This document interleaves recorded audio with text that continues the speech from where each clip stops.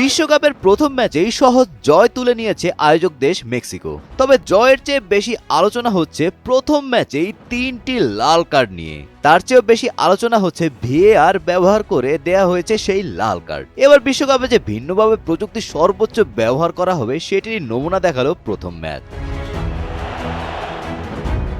Virtual assistant referee বা VAR আগে শুধু গোলের সাথে সম্পর্কিত বিষয়ের জন্য ব্যবহার করা হতো। পেনাল্টি চেক, ফাউল হয়েছে কিনা সেই ক্ষেত্রেই সীমাবদ্ধ ছিল। অফ দ্য বল মুভমেন্টে তেমন ব্যবহার করা হতো না। তবে এবারের বিশ্বকাপে 10 জন অফিসিয়াল থাকবে এই জিনিসগুলো তদারকির জন্য। ফলে প্রথম ম্যাচেই ঘটলো ভিন্ন কিছু।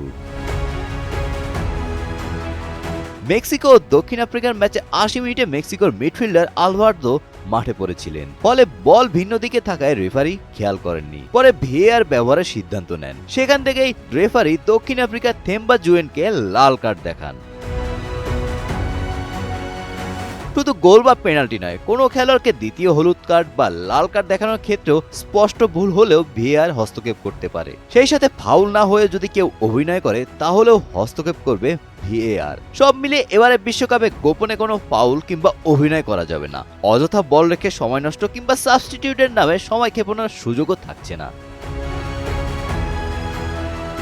উদ্বোধনী ম্যাচেই 3টি হলুদ কার্ড ও 3টি লাল কার্ড দেখিয়েছে রেফারি, যা বিশ্বকাপের উদ্বোধনী ম্যাচের রেকর্ড। এদিকে মোট ফাউল করা হয়েছে 23টি।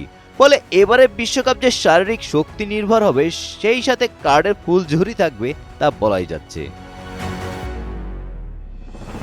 Golam Rabbani, Times today.